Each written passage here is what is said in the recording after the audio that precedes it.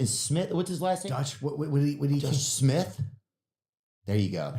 A coffee shop in Shamokin is closed following an arson over the weekend. It's definitely gonna miss it, no doubt about it. A teenager is charged with starting a fire inside part. the restaurant on Saturday night. Shamokin police officer Ray Psycho says no one was hurt, but the place has extensive damage. Psycho says the fire was started inside the women's bathroom. The toilet paper dispenser was lit on fire, and within about a minute, the entire place was filled up with smoke. The mother did explain that she's recently been put on new medication, but as far as for what reason, we're unsure right now. The 13-year-old who admitted to setting the fire is currently at a juvenile detention center. Many people who live in Shamokin are upset that Dunkin' Donuts is closed. Now I have to rely on myself to go to maybe a Turkey Hill or something where I don't like their donuts. I rather the donuts at Dunkin' Donuts. And I'm kind of dealing with it, but I really miss Dunkin' Donuts. I go there every day. I get a chicken bacon croissant. I get some coffee, Powerade if I'm dehydrated. I sit there all the time. If I have any legal work that I need to do, I go there. I meet with my attorneys there. I'm gonna miss that place if it don't open up. Yeah, a lot of my friends go in there, get the cold coffee. Well, iced coffee, I guess it's called. Oh, there she goes. She figures it out. Yeah. She knows. Edna Faust's Unsolved Mystery. She gets to it. And Dutch Smith doing his legal work. I mean, there really is. And by the way, I hate to bum the podcast vibe out, but the first woman at Turkey Hill Donuts, she passed away. Nuh-uh. I'm almost positive we did a deep dive on her. And I do think that, unfortunately, she is no longer with us. God, she seemed like the most healthy of the three of them, I thought. She did, too. She's definitely the one I was... If I had to be attracted to one of the three, it would have been... Faust was a close second. Yeah. Dude, you could play Faust in a biopic one day. I would love to. Brian Dennehy right now has her, but I think... Oh, but Dutch Smith came out to a show, dude. He's doing great now. So, but that was amazing, bro. But yeah, you put me onto this, and I've shared it with so many people over the years. So thank you, dude. That was such a bizarre. I remember it was on with myself, and it was on Opie and Jim, and I think that was the show. And we would play all these weird clips, and once in a while you find one. It's like, fuck, that's a gem. Yeah, that's a gem. But I never had any follow up about Edna Faust. I'm dying to know how she is. I think she's the best. Yeah, we'll put it out on all call. Hopefully somebody can send something in, man, and we'll see if we can get a little follow up. The Faust over there. Outside of Turkey Hill and Dunkin' Donuts in Shamokin. They've rebuilt it, by the way. Oh, they have? I have. We did follow up. They have rebuilt the Dunkin' Donuts, and it's a big thing in Shamokin. I was going to stop in there going to a gig one time, but I'm like, no, I can't. I cared while I was on the air, and then as soon as I was in the car, I was like, fuck Shamokin. I'm not stopping. Yeah. It is funny how you make little plans like, oh, I got to be, and then things come along, you're like, let's just keep hitting, stay on the road. Stay on the road. It was fun in theory. Work. I mean, there really is. And by the way, I hate to bum the podcast vibe out, but the first woman at Turkey Hill Donuts, she passed away. Nuh-uh. I'm almost positive we did a deep dive on her. And I do think that, unfortunately, she is no longer with us. God, she seemed like the most healthy of the three of them, I thought. She did, too. She's definitely the one I was... If I had to be attracted to one of the three, it would have been... Faust was a close second. Yeah. Dude, you could play Faust in a biopic one day. I would love to. Brian Dennehy right now has her, but I think... Oh, but Dutch Smith came out to a show, dude. He's doing great now. So, but that was amazing, bro. But yeah, you put me onto this, and I've shared it with so many people over the years. So thank you, dude. That was such a bizarre. I remember it was on with myself, and it was on Opie and Jim, and I think that was the show. And we would play all these weird clips, and once in a while you find one. It's like, fuck, that's a gem. Yeah, that's a gem. But I never had any follow up about Edna Faust. I'm dying to know how she is. I think she's the best. Yeah, we'll put it out on all call. Hopefully somebody can send something in, man, and we'll see if we can get a little follow up. The Faust over there. Outside of Turkey Hill and Dunkin' Donuts in Shamokin. They've rebuilt it, by the way. Oh, they have? I have. We did follow up. They have rebuilt the Dunkin' Donuts, and it's a big thing in Shamokin. I was going to stop in there going to a gig one time, but I'm like, no, I can't. I cared while I was on the air, and then as soon as I was in the car, I was like, fuck Shamokin. I'm not stopping. Yeah. It is funny how you make little plans like, oh, I got to be, and then things come along, you're like, let's just keep hitting, stay on the road. Stay on the road. It was fun in theory. It was fun to think about and to talk about. But now that I'm actually going to be 25 minutes out of my way that way and then 25 minutes out of my way that, I'm not doing this. Yeah. Fuck them. Yeah, fuck them, dude.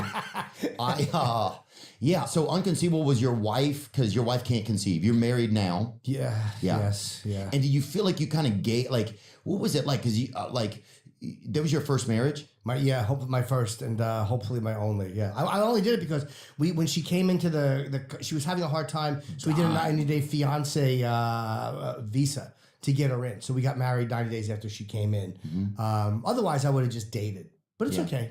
You fight different when you're married because you can't just go, fuck you, get out. Like, you're there. So you got to resolve it faster. You have to go back to your corner, kind of. Got to go back to your corner, kind of. I used to have 3 and 4. Like, I would fight with girlfriends, and then they would leave.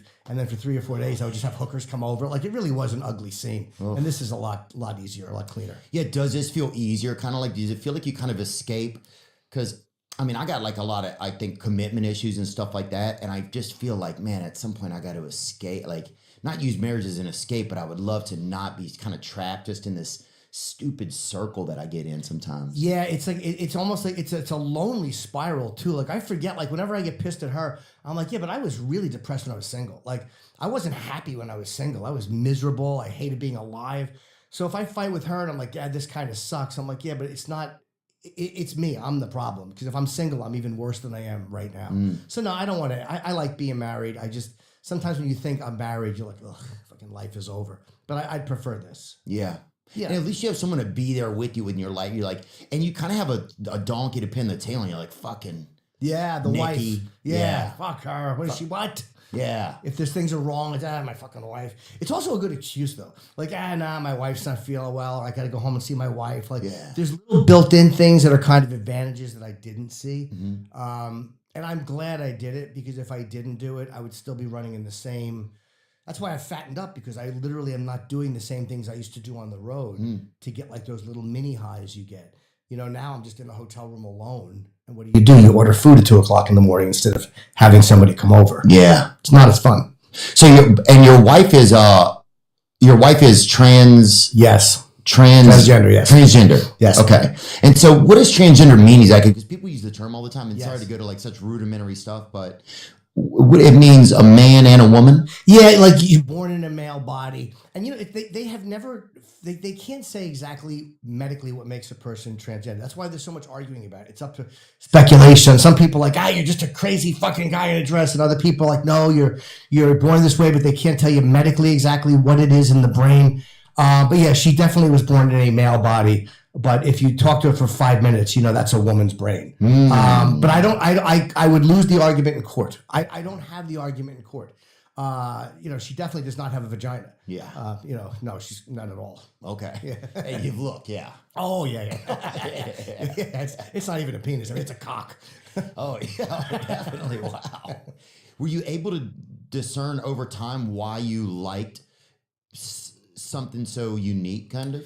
Like, is that a way to ask it? Yeah, you answer whatever you want. I mean, I don't know. Like, it's one of those things where when it comes to sexuality and attraction, what makes a person like what they like? I don't have the answer to that. It's a pull.